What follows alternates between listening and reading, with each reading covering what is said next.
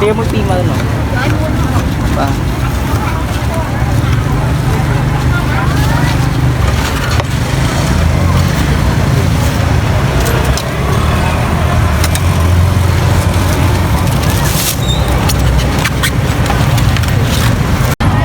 Má. Anh đánh chân nhà đi bên ngoài chân không nhà đi không?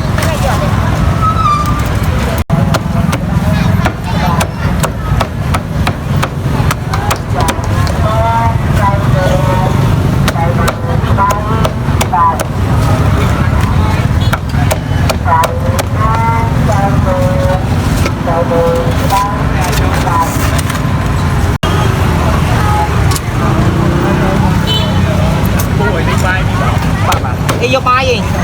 Vô mạng. Phi gì?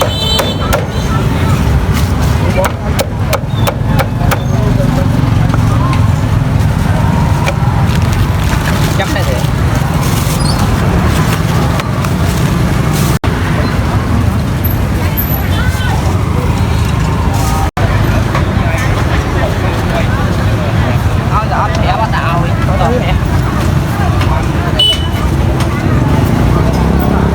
Mơn thẻ mày. Ba đi bạn. Bá. Biết là mà đâu mà mơn không mơn thẻ.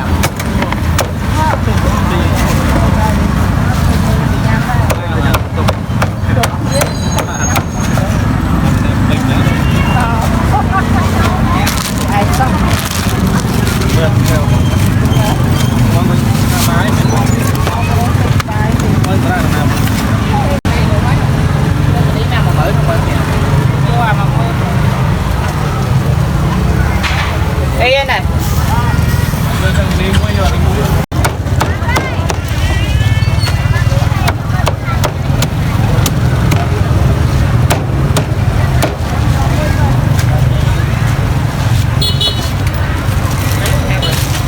Bá.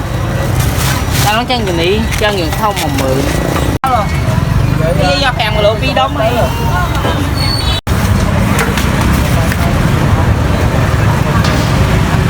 Đi bằng xe hai gì?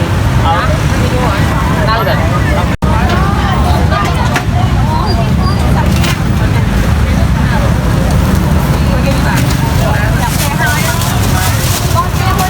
Phía phi mờ.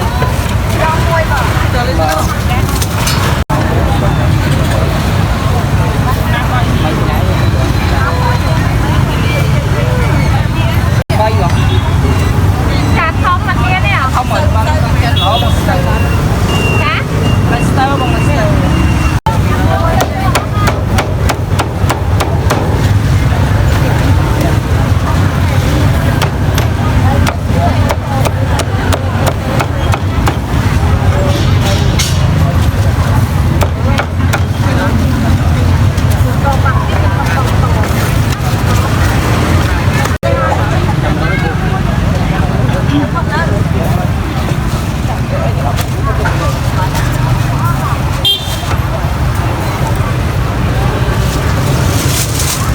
mấy mông phở bên nè hai thịt chua mua giờ má mà nó đã hơi rồi em mình mong cho một biển muốn cái gì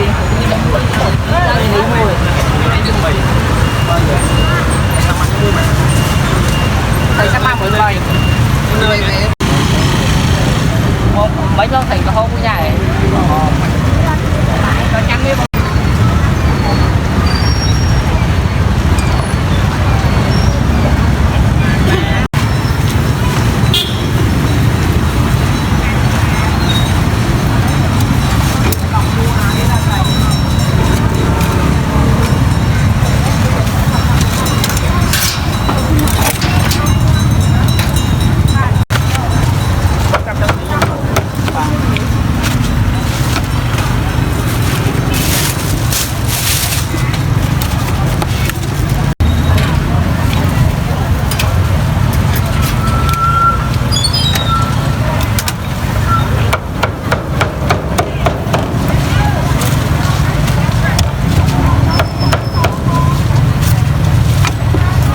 con xài dưa tiêu muối nè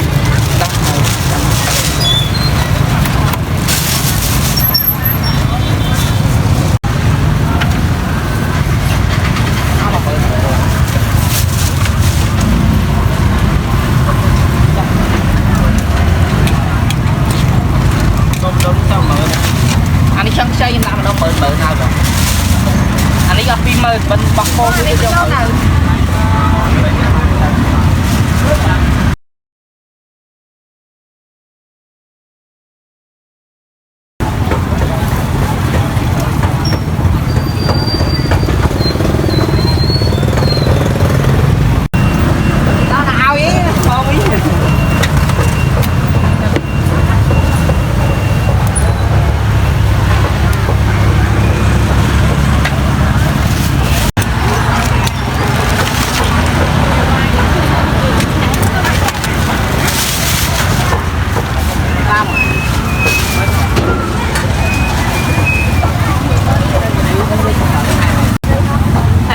bao nhiêu chân rồi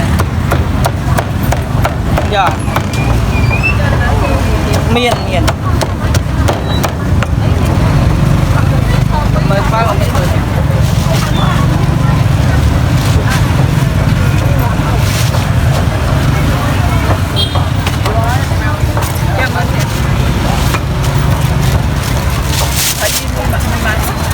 thầy thầy có mẹ thằng kém đọc thôi đọc rồi đọc mấy nơi là lỡ vì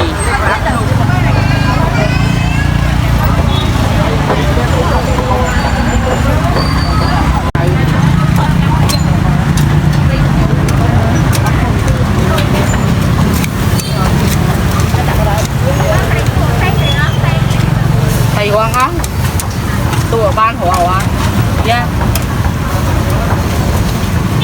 có chăm là thầy như là không có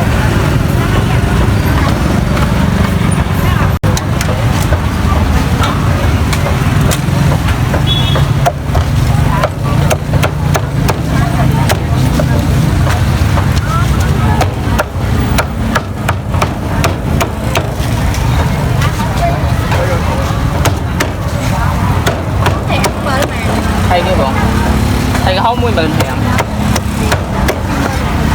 toàn chân đây thời chám không chám tinh cần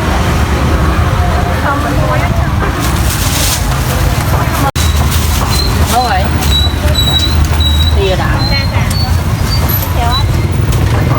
nó xung quanh em hả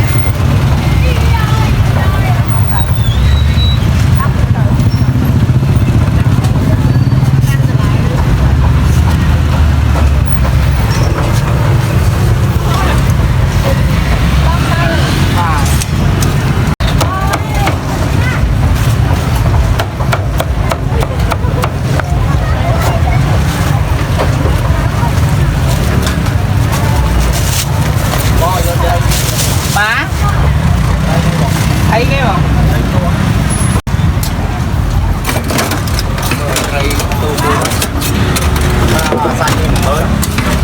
thầy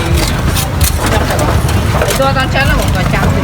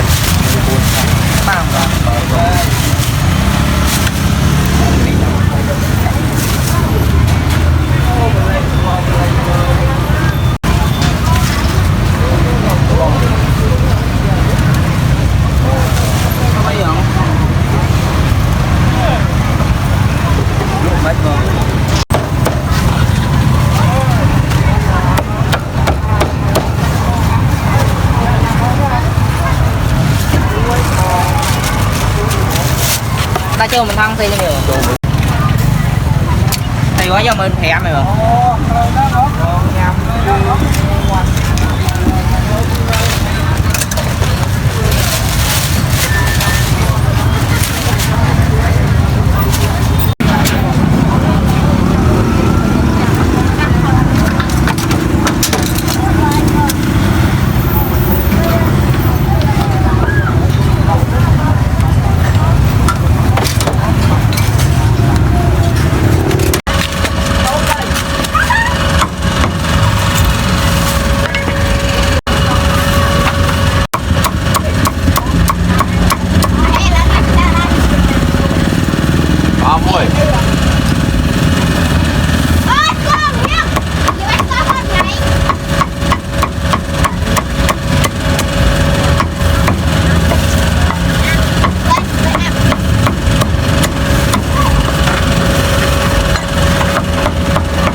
xin mì chân à? ơi con ơi xin bài chạy đây Từ Hà Nội, Trang Hà Nội. lên lôi đi lôi chạy không lôi đi chạy xe không máy xe của bạn phê Đây kết à? hả